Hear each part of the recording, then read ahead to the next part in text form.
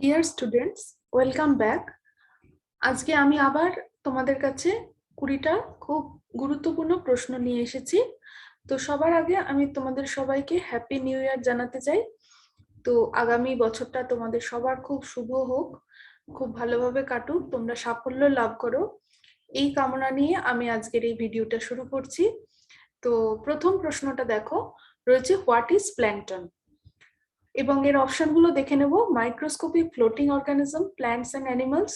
B হচ্ছে bottom dwelling aquatic organisms. C হলো large plants in water. D হচ্ছে none. তো আমরা জানি প্ল্যাঙ্কটন কি, তারা হচ্ছে microscopic floating organism, plants and animals. তাহলে আণুবীক্ষণিক যে সমস্ত উদ্ভিদ এবং প্রাণী আমরা জলে দেখতে পাই সেগুলোকে আমরা কিন্তু বলে থাকি প্ল্যাঙ্কটন। ঠিক আছে, তো এখানে প্রথমটাই হবে যে মাইক্রোস্কোপিক ফ্লোটিং অর্গানিজম। ফ্লোটিং বলতে এখানে জলে ভাসমান অবস্থায় থাকে, সেটাই বোঝানো হচ্ছে। তো এখানে প্রথম অ্যান্সারটাই কিন্তু কারেক্ট হবে, এ। আচ্ছা, এর পরবর্তী প্রশ্নে চলে যাব। সেখানে বলা হচ্ছে যে first week of which month is বন মহোৎসব, অর্থাৎ বন মহোৎসব কোন মাসের প্রথম সপ্তাহটাকে বন মহোৎসব হিসেবে পালন করা হয়, সেটি এখানে জানতে চাওয়া হয়েছে।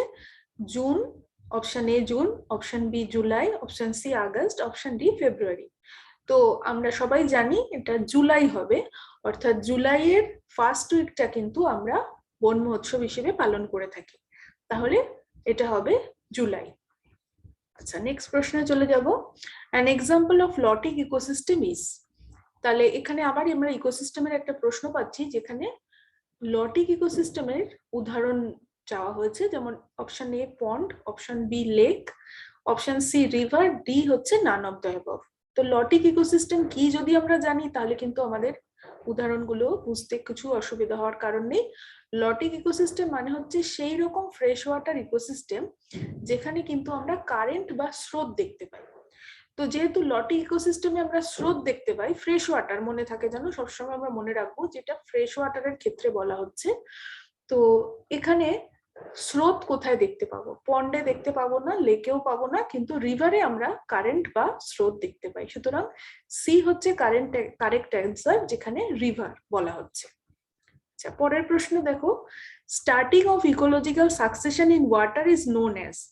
এবার এখানে কোশ্চেনটা আবার আমরা ইকোসিস্টেম থেকে পাচ্ছি, যেখানে ইকোলজিক্যাল সাকসেশনের উপর কোশ্চেনটা, যে বলা হচ্ছে যে যদি কোনো ইকোলজিক্যাল সাকসেশন জলে স্টার্ট হয়, মানে জল থেকে শুরু হয়, তাহলে তাকে আমরা কি বলে থাকি? তাহলে অপশনগুলো কি? হাইড্রোসিরি, বি লিথোসিরি, সি জ্যামোসিরি এবং ডি জেডোসিরি। তাহলে এখানে হবে হাইড্রোসিরি, অর্থাৎ জলে যখন কোনো ইকোলজিক্যাল সাকসেশন শুরু হয় সেটাকে আমরা হাইড্রোসিরি বলে থাকি। নেক্সট কোশ্চেন দেখো, the term ecology was introduced by. Option A Haeckel, option B Odum, option C Tansley, option D Ramdeo Mishra. তো ইকোলজির এই যে টার্মটা প্রথম কে নিয়ে এসেছিলেন বা কে শুরু করেছিলেন, সেটা হবে আর্নেস্ট হেকেল। যদিও এখানে শুধু হেকেল বলা আছে, শুধু ওনার পুরো নাম হচ্ছে আর্নেস্ট হেকেল। তো এটাই হবে অ্যান্সার, কারেক্ট অ্যান্সার হচ্ছে হেকেল, অপশন এ। নেক্সট হচ্ছে the largest wind firm in our country is in.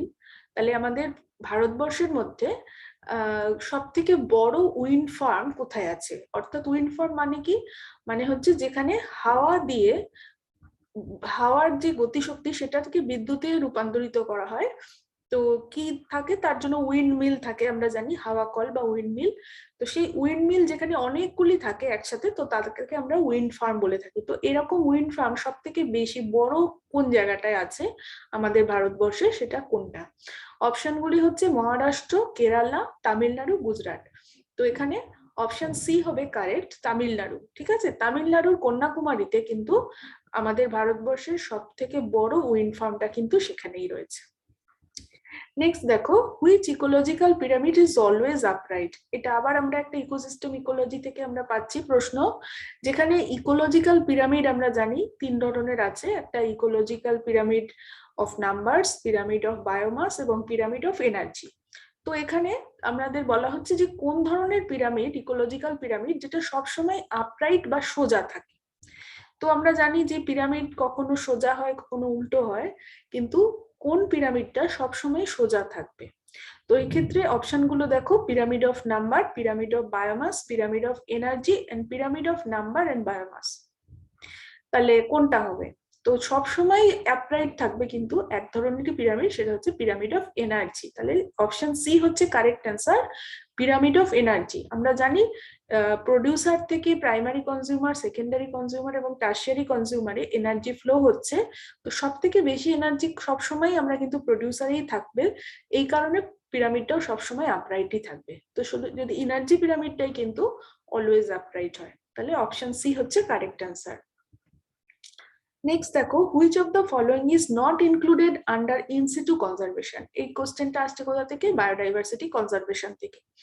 তো জীববৈচিত্র্য সংরক্ষণ থেকে প্রশ্নটা, তাতে চারটে অপশন দেওয়া হয়েছে এবং বলা হয়েছে কোনটা ইন সিটু কনজারভেশন নয়। কোশ্চেনটা ভালো করে পড়বে যখন এই ধরনের কোশ্চেন আসবে, which of the following is not included under in situ conservation, অর্থাৎ ইন সিটু কনজারভেশন নয় কোনটা।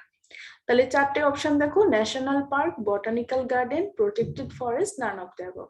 তো ন্যাশনাল পার্ক হচ্ছে, পার্ক কি আমরা জানি জাতীয় উদ্যান, এবং সেটা হচ্ছে একটা ইনসিটু কনজারভেশন। তোমরা সবাই জানো যে ইনসিটু কনজারভেশনে যে প্রাণী বা উদ্ভিদকে তাদের নিজস্ব বাসস্থানেই তাদের সংরক্ষণ করা হয়, নিজস্ব হ্যাবিটেটে। তো ন্যাশনাল পার্ক হচ্ছে একটা ইনসিটু কনজারভেশন। আচ্ছা, বটানিক্যাল গার্ডেন কিন্তু একটা এক্স সিটু কনজারভেশন, কারণ সেখানে কি হয়, উদ্ভিদকে তার নিজের বাসস্থান থেকে তুলে নিয়ে গিয়ে, নিজস্ব হ্যাবিটেট থেকে তুলে নিয়ে গিয়ে কোনো উদ্যানে তাকে আলাদা করে প্রিজার্ভ করা হয় বা সংরক্ষণ করা হয়, সেটা হচ্ছে একটা এক্স সিটু কনজারভেশন। আর একটা অপশন আছে যেটা প্রোটেক্টেড ফরেস্ট। প্রোটেক্টেড ফরেস্ট হচ্ছে ন্যাশনাল পার্কেরই মতো, কিন্তু তার এরিয়াটা খানিকটা ছোট হয়, এবং ন্যাশনাল পার্ক আমরা জানি যে সেন্ট্রাল গভর্নমেন্ট নিয়ন্ত্রিত হয়, আর যেগুলো প্রোটেক্টেড ফরেস্ট বা রিজার্ভ ফরেস্ট মেনলি সেগুলো স্টেট গভর্নমেন্ট দ্বারা পরিচালিত হয়। তো এক্ষেত্রে আমরা এই তিনটে অপশনের মধ্যে আমরা দেখছি বটানিক্যাল গার্ডেনটাই কিন্তু এক্স সিটু কনজারভেশন, আর ন্যাশনাল পার্ক আর প্রোটেক্টেড ফরেস্ট দুটোই ইন সিটু কনজারভেশন। তাহলে আমরা বুঝতেই পারছি ডিটা তো নান অফ দ্য অ্যাবভ হচ্ছে না, তো এখানে একটাই আছে যেটা হচ্ছে যে ইন সিটু কনজারভেশন নয়, সেটা হচ্ছে বটানিক্যাল গার্ডেন, অর্থাৎ অ্যান্সার হবে বি, বটানিক্যাল গার্ডেন। নেক্সট দেখো, এখানে বলা হচ্ছে কি যে ইন এ ফুড চেন, একটা ফুড চেনের উদাহরণ দেওয়া আছে যেখানে গ্রাস টু গ্রাস অপার, ফ্রগ, স্নেক এন্ড ইগল, এটা তোমরা সবাই জানো, খুব ওয়েল নোন একটা এক্সাম্পল। সেখানে তোমাদের চিহ্নিত করতে বলা হচ্ছে যে সেকেন্ডারি কনজিউমার কোনটা। তো এখানে তোমরা বুঝতেই পারছো, গ্রাসটা হচ্ছে প্রডিউসার, গ্রাস অপার হচ্ছে প্রাইমারি কনজিউমার, ফ্রগ হচ্ছে সেকেন্ডারি কনজিউমার, স্নেক হচ্ছে টার্সিয়ারি কনজিউমার, ইগলকেও তাই টার্সিয়ারি কনজিউমার। তাহলে এখানে আমাদের অ্যান্সার কি হবে? আমাদের জানতে চাওয়া হচ্ছে সেকেন্ডারি কনজিউমার, তাহলে সেকেন্ডারি কনজিউমার হচ্ছে এখানে ফ্রগ, তাহলে সি হচ্ছে কারেক্ট অ্যান্সার, ফ্রগ। ঠিক আছে। আচ্ছা, নেক্সট দেখো, in ecological succession pioneer communities mean, এটা আবার ইকোলজিক্যাল সাকসেশনের প্রশ্ন, যেখানে বলা হচ্ছে পায়োনিয়ার কমিউনিটি মানে কি।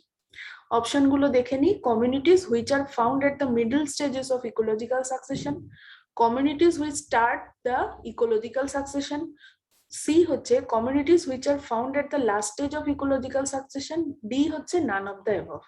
তাহলে এখানে বলা হচ্ছে যে পায়োনিয়ার কমিউনিটিজ মানে কি। তো পায়োনিয়ার কমিউনিটিজ তোমরা জানোই, নাম থেকেই বোঝা যাচ্ছে পায়োনিয়ার মানে যে শুরু করে, তাহলে ইকোলজিক্যাল সাকসেশন যে স্টার্ট করে তাকেই আমরা কিন্তু পায়োনিয়ার কমিউনিটি বলে থাকি, অর্থাৎ যে গোষ্ঠীটা ইকোলজিক্যাল সাকসেশন স্টার্ট করে তাকে আমরা পায়োনিয়ার কমিউনিটি বলে থাকি। তাহলে এখানে অপশনের মধ্যে আমার বিটা হচ্ছে কারেক্ট অ্যান্সার, যেখানে বলা হচ্ছে communities which start the ecological succession, তাহলে এখানে বিটা হচ্ছে কারেক্ট অ্যান্সার। নেক্সট দেখো, in a pond ecosystem the producer is, একটা পন্ড ইকোসিস্টেম যদি থাকে তো সেখানে প্রডিউসার কে, তার জন্য কয়েকটা অপশন আছে, A phytoplankton, B zooplankton, C small fishes, D none of the above. Producer মানেই তোমরা জানো উৎপাদক, বা সে কিন্তু সবসময় কি হবে, কোনো উদ্ভিদ হবে। তাহলে জুপ্ল্যাঙ্কটন তো আমরা জানি সেটা উদ্ভিদ নয়, সেটা এক প্রকার মাইক্রোস্কোপিক অ্যানিমাল। স্মল ফিশও তোমরা বুঝতে পারছো এটাও উদ্ভিদ না, তাহলে ফাইটোপ্ল্যাঙ্কটন হচ্ছে একটা উদ্ভিদ যেটা জলের মধ্যে আমরা দেখি ভাসমান অবস্থায় থাকে, এবং সেটা আণুবীক্ষণিক বা মাইক্রোস্কোপিক। তাহলে কারেক্ট অ্যান্সার হচ্ছে ফাইটোপ্ল্যাঙ্কটন। তাহলে একটা পন্ড ইকোসিস্টেমের প্রডিউসার এখানে কোনটা হবে? Phytoplankton. Option A is the correct answer. Next দেখো, in ecosystem pyramid of biomass is, option 4টে দেওয়া আছে। তো এখানে আবার পিরামিড সম্বন্ধে প্রশ্নটা হয়েছে। তোমরা জানো পিরামিড কত রকমের হয়, pyramid of number, pyramid of biomass এবং পিরামিড অফ এনার্জি। একটু আগে আমি তোমাদের পিরামিড অফ এনার্জির একটা প্রশ্ন এসেছিল। তো এখানে আরেকটা প্রশ্ন রয়েছে, সেটা পিরামিড অফ বায়োমাস দিয়ে। তো পিরামিড অফ বায়োমাসটা কিরকম হবে, আপরাইট হবে না আপসাইড ডাউন হবে, both upright and upside down, না ডি হচ্ছে নান অফ দ্য অ্যাবভ। তাহলে এই 4টে অপশনের মধ্যে আমাকে খুঁজে নিতে হবে। তো আমরা জানি যে পিরামিড অফ বায়োমাস কিন্তু দুটোই হতে পারে, অর্থাৎ আপরাইটও হতে পারে আপসাইড ডাউনও হতে পারে। তাহলে সি হচ্ছে correct answer, upright and upside down, both upright and upside down. তাহলে এটার কারেক্ট অ্যান্সার হচ্ছে সি।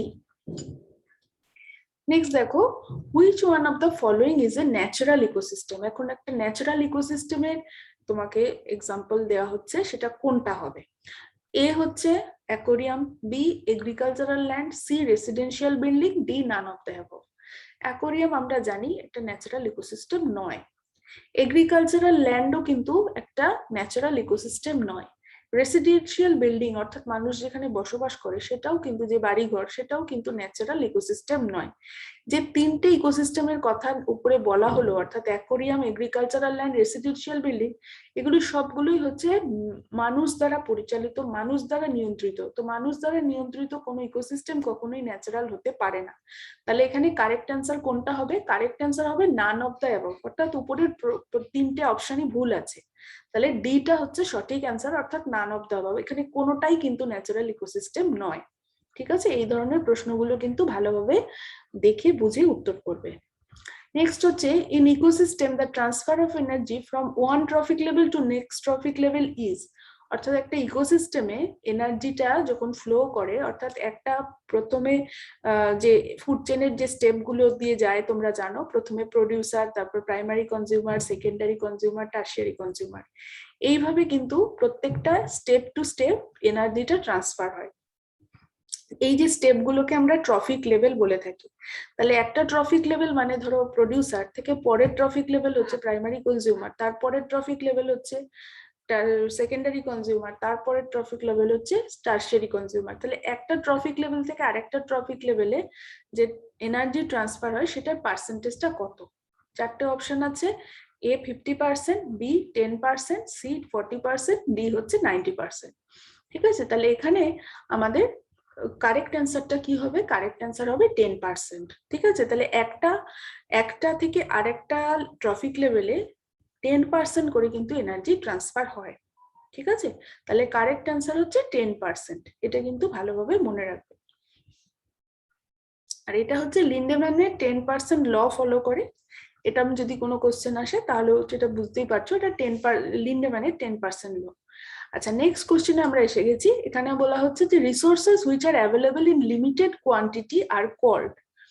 আচ্ছা, রিসোর্স যেগুলোকে আমরা দেখছি যে তারা লিমিটেড কোয়ান্টিটিতে পাওয়া যায়, তাদেরকে কি বলা হয়? লিমিটেড কোয়ান্টিটি মানে তাদের পরিমাণটা সীমিত। ঠিক আছে, একবার ব্যবহার করতে করতে শেষ হয়ে যাবে, তাহলে তাকেই আমরা লিমিটেড বলছি। তো লিমিটেড পরিমাণ আছে কোনগুলো? এ হচ্ছে national resource, B renewable resource, C non renewable resource, D natural resource. আচ্ছা, তাহলে এখানে আমরা জানি যেগুলো একদম সীমিত পরিমাণ আছে, একদম ব্যবহার করতে করতে একদিন শেষ হয়ে যাবে, সেগুলোকে আমরা কি বলে থাকি? নন রিনিউয়েবল রিসোর্স। তাহলে সি হচ্ছে কারেক্ট অ্যান্সার, অর্থাৎ নন রিনিউয়েবল রিসোর্স। এটা কিন্তু মনে রাখবে। ঠিক আছে, তাহলে সি হচ্ছে কারেক্ট অ্যান্সার। আচ্ছা, এর পরবর্তী প্রশ্ন দেখো, which of the following ecosystem has the highest gross primary production. তোমাদের যখন ইকোসিস্টেম পড়ানো হয়েছে তখন তোমরা পড়েছো, জানো যে আমাদের যে ইকোসিস্টেমের ফাংশন, সেখানে আমরা পড়েছিলাম যে প্রাইমারি প্রোডাকশন, সেকেন্ডারি প্রোডাকশন। তো প্রাইমারি প্রোডাকশন পড়তে গিয়ে আমরা পড়েছিলাম যে গ্রস প্রাইমারি প্রোডাকশন আর নেট প্রাইমারি প্রোডাকশন। তো কোশ্চেনটা ওইখান থেকেই এসছে যে কোন ইকোসিস্টেমে সব থেকে বেশি গ্রস প্রাইমারি প্রোডাকশন হয়। অর্থাৎ এই যে ফটোসিনথেসিস প্রক্রিয়া তোমরা জানো, সালোক সংশ্লেষ প্রক্রিয়াতে কি করা হয়? সূর্যের আলোর যে শক্তিটা সেটা খাদ্যে আবদ্ধ করা হয়, এবং গাছ কি করছে? অর্গানিক ম্যাটার তৈরি করছে। অর্গানিক ম্যাটার এই যে তৈরি করা, এইটাকেই আমরা কিন্তু গ্রস প্রাইমারি প্রোডাকশন বলে থাকি। তাহলে এইটা সব থেকে বেশি কোথায় হয়? তাহলে এটা চারটে অপশন দেখছো, একটা tropical forest, grassland, open ocean and desert. তাহলে যেখানে আমরা জানি যে বৈচিত্র্য বেশি, যেখানে প্রচুর পরিমাণে গাছপালা ইত্যাদি, যেখানে সেই রকম পরিবেশ আছে, যেখানে প্রচুর গাছ রয়েছে সেই রকম এবং জীববৈচিত্র্য বেশি রয়েছে, সেই সমস্ত জায়গায় যে আমরা গ্রস প্রাইমারি প্রোডাকশন বা উদ্ভিদের যেটা গ্রস প্রাইমারি প্রোডাকশন সব থেকে বেশি হয়। তো এক্ষেত্রে এখানে কিন্তু কারেক্ট অপশন হচ্ছে ট্রপিক্যাল ফরেস্ট। ট্রপিক্যাল ফরেস্টে কিন্তু আমরা পৃথিবীর মধ্যে আমরা দেখতে পাই সব থেকে বেশি গ্রস প্রাইমারি প্রোডাকশন হচ্ছে। ঠিক আছে, তো এখানে কারেক্ট অ্যান্সার হচ্ছে ট্রপিক্যাল ফরেস্ট, এটা ভালোভাবে মনে রাখবে। নেক্সট আমাদের একটা প্রশ্ন আসছে, সেটা হচ্ছে Chipko movement was first started by. Chipko movement অর্থাৎ গাছকে বাঁচানোর জন্য যে আন্দোলন আমাদের ভারতবর্ষে হয়েছিল সেইটা চিপকো মুভমেন্ট নামে খ্যাত, তোমরা সবাই জানো। তো এইটা কার কার এটাতে মানে সব থেকে বেশি অবদান ছিল সেইটাই আমরা এখানে জানতে চাইছি। এ হচ্ছে অরুন্ধতী রয়, বি মেধা পাটেকর, সি ইলা ভাট এবং ডি সুন্দরলাল বহুগুণা। তো এখানে এই প্রশ্নটা খুবই সহজ এবং আমরা সবাই জানি যে চিপকো মুভমেন্টের সঙ্গে কার নাম জড়িত, তিনি হচ্ছেন সুন্দরলাল বহুগুণা। ঠিক আছে, তো এইটা তোমাদের যে ইউনিট 1-এ যেটা আছে multidisciplinary nature of environmental studies, এইখানে থেকে আমরা এই কোশ্চেনটা পাচ্ছি। তো আদারওয়াইজ তোমরা জানো যে চিপকো মুভমেন্ট এবং পরিবেশ আন্দোলন কিন্তু আমরা ইউনিট 4-এ পড়বো, কিন্তু এইটা এসছে তোমাদের ফার্স্ট ইউনিটের থেকে এই প্রশ্নটা আসছে। আচ্ছা, এরপরে দেখো বায়োডাইভার্সিটি ইজ হাইয়েস্ট। বায়োডাইভার্সিটি কোথায় সবচেয়ে বেশি? এ হচ্ছে অ্যাট দ্য পোলস, বি হচ্ছে অ্যাট দ্য ট্রপিক্স, সি হচ্ছে not at any particular location, D none of the above. অর্থাৎ জীববৈচিত্র্য অর্থাৎ ডিফারেন্ট টাইপস এর প্ল্যান্টস এন্ড অ্যানিমাল সব থেকে বেশি কোথায় হবে, কোথায় পাওয়া যাবে? মেরু প্রদেশে, অপশন এ। অপশন বি হচ্ছে ট্রপিক্স অর্থাৎ নিরক্ষীয় অঞ্চলে। সি হচ্ছে not at any particular location, এমন কোনো জায়গা নেই যে এরকম হাইয়েস্ট বা লোয়েস্ট, এমন কোনো জায়গায় নেই। Not at any particular location, সেরকম কোনো পার্টিকুলার লোকেশন নেই। আর ডি হচ্ছে নান অফ দ্যাট। তাহলে এখানে কারেক্ট অ্যান্সার কি হবে? এটা কিন্তু একটু বোঝার বিষয়, একটু ভালো করে বুঝে নাও যে বায়োডাইভার্সিটি বা জীববৈচিত্র্য সব থেকে বেশি কোন জায়গায় হবে? যেখানে পরিবেশটা সেই রকম হবে, অর্থাৎ সেখানে হিউমিডিটি বেশি, সূর্যের আলো পায় বেশি, এইরকম জায়গায় কিন্তু বৃষ্টিপাত বেশি হয়, এইরকম জায়গায় কিন্তু আমাদের বায়োডাইভার্সিটি বেশি হয়। তাহলে বায়োডাইভার্সিটি সব থেকে এইরকম জায়গা কোথায় আছে?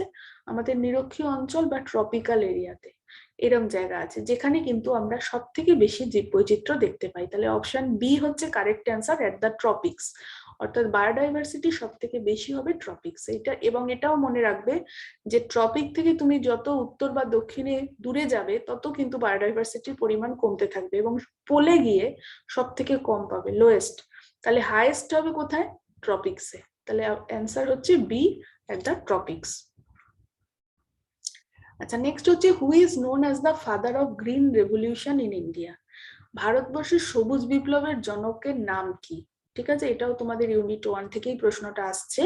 মনে রাখবে যেখানে আমরা বিভিন্ন ব্যক্তিত্বের নাম পড়েছিলাম যাদের এনভায়রনমেন্টের ক্ষেত্রে তাদের নাম খুবই উল্লেখযোগ্য, তো সেইরাম আসছে যে সবুজ বিপ্লবের জনককে। অপশনগুলো দেখে নাও, Salim Ali, Madhav Gadgil, M S Swaminathan, none of the above. তো এখানে এম এস স্বামীনাথন হচ্ছে কারেক্ট অ্যান্সার, অর্থাৎ এম এস স্বামীনাথনকেই আমরা সবুজ বিপ্লবের জনক ভারতবর্ষে বলে থাকি, বা ইংলিশে যাকে বলছি father of green revolution in India. আচ্ছা, এরপরের কোশ্চেন দেখো, in an aquatic ecosystem an example of A nekton is. Nekton মানে যারা জলে সাঁতার দিতে পারে। ঠিক আছে, তাহলে একটা অ্যাকোয়াটিক ইকোসিস্টেম মানে জলের যে বাস্তুতন্ত্র সেখানে নেকটন কে? এ হচ্ছে fish, B phytoplankton, C snail, D none of the above. Fish আমরা জানি জলে সাঁতার দেয়, তাকে আমরা নেকটন বলতেই পারি। ফাইটোপ্ল্যাঙ্কটন জানো জলের মধ্যে ভাসে, এটাকে আমরা, এবং সেটা হচ্ছে এক ধরনের উদ্ভিদ। আর স্নেল জানো এটা হচ্ছে একদম জলাশয়ের নিচের অংশে আটকে থাকে মাটির সাথে, তাহলে এটাও সাঁতার দিচ্ছে না। তাহলে সাঁতার দিতে পারে যাদের, তাদেরকে আমরা নেকটন বলি, জলের মধ্যে দিয়ে যারা সাঁতার কাটতে পারে। তো সেক্ষেত্রে নেকটনের এক্সাম্পল হচ্ছে ফিশ। তাহলে এ হচ্ছে কারেক্ট অ্যান্সার, ফিশ। ঠিক আছে, তো এই সঙ্গে কিন্তু আমরা মোটামুটি 20টা প্রশ্ন শেষ করলাম এবং আশা করি তোমরা এটা পড়বে এবং পড়ে তোমাদের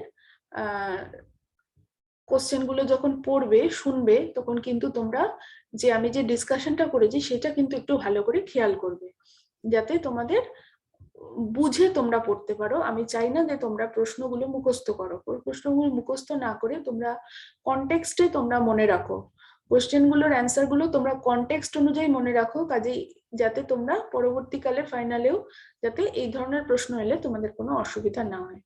ঠিক আছে, তাহলে আজকে এখানেই শেষ করলাম।